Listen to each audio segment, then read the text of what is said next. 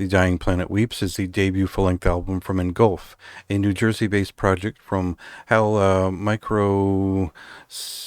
Microutsikos, who is he's played in a couple of different death metal bands, and usually as a guitarist or a co-vocalist, and he's certainly a rhythm guitarist first and foremost, and you feel that right away that that's the most present and engaged and interested point of this recording, is that the guitarist has this passion for late 90s and early 2000s death metal, and certainly earlier on in the string of 3 EPs that he'd released, all of those had a Morbid Angel touch to them, and they had a little bit of Gorguts too, probably the earlier side of Gorguts before they went fully avant-garde, and there's sort of a technical brutal death metal edge to everything that he's done, and that's kind of the angle that he's pushed into this debut full length. Now, the lore is interesting to sort of get you interested in this record, and I think the important thing to know is, if you're familiar with the EPs, is that this isn't just another kind of Morbid Angel sounding solo project, and I think there's a lot of those around. The best ones around are probably Construct of Leave or Alchemy of Flesh, but there are many more to consider. And I think that what stands out about this is that it's there's some semi-dissonant language in the riff craft. There's some progressive death metal touches to it. There is that sort of maybe earlier ulcerate side of things before they touched upon their sludgier and more blackened tones that is brutal and maintains its interest throughout. I think what stands out more than anything else on this record, we'll get to here with the clip, and I'll sort of discuss what I mean about what's kind of more different than anything else here.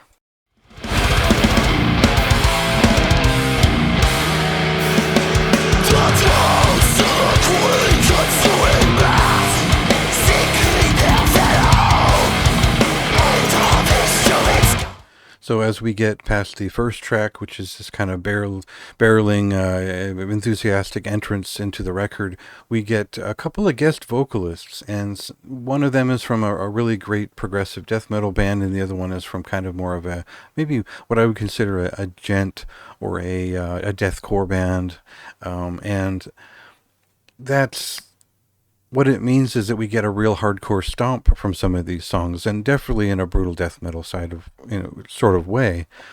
But it takes us a little bit into Morbid Angel just as much as it takes us into Dying Fetus a little bit. And certainly when we get the fellow from Aborted guest vocaling in there, his vocals are singing, guess his guest vocals. They put the band into a certain mode. And what that means is that there's sort of a kind of a deathcore-ish bounce to the first couple of songs, which a lot of people are just kind of hate if you're just more of a brutal death metal traditionalist or a technical death metal person who just doesn't like deathcore, and I count myself as one of both of those people. And so I appreciated how aggressive those grooves were, and how well they hit. I think those are memorable songs that are quite good as singles. But the rest of the album is quite superior to that, because they don't angle into the sort of, I guess, a breakdown heavy side of things.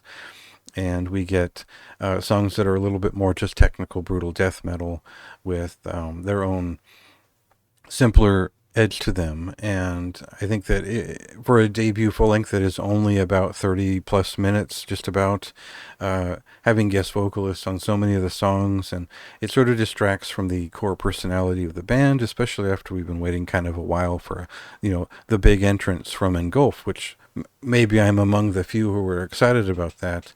But it's a pretty good result. It's not a bad full length album.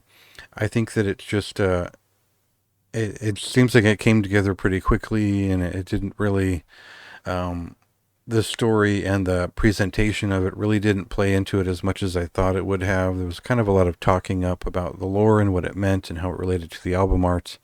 And what I got was like a pretty cool death metal record with a brutal side to it that's nice. But not necessarily a lot of the other things that I was expecting. So it's a cool record. It's pretty good. It is well above average. I think that I still would put it as kind of a moderately high recommendation because everything is up to a really high standard, and I think a lot of people will enjoy this record. But it does touch upon kind of a deathcore feeling that I just wasn't sure about when I kind of stepped away from it. But it's a high quality record, and I think a lot of people appreciate how much that he packs into this half hour, and how all of it counts, and all of it is going to feel related and pretty sharp, and well thought out for the most part. So go ahead and check that out for yourself. It's going to come out on the 12th of January, and for now, go ahead and read my review, check out a couple of the songs, and see what you think.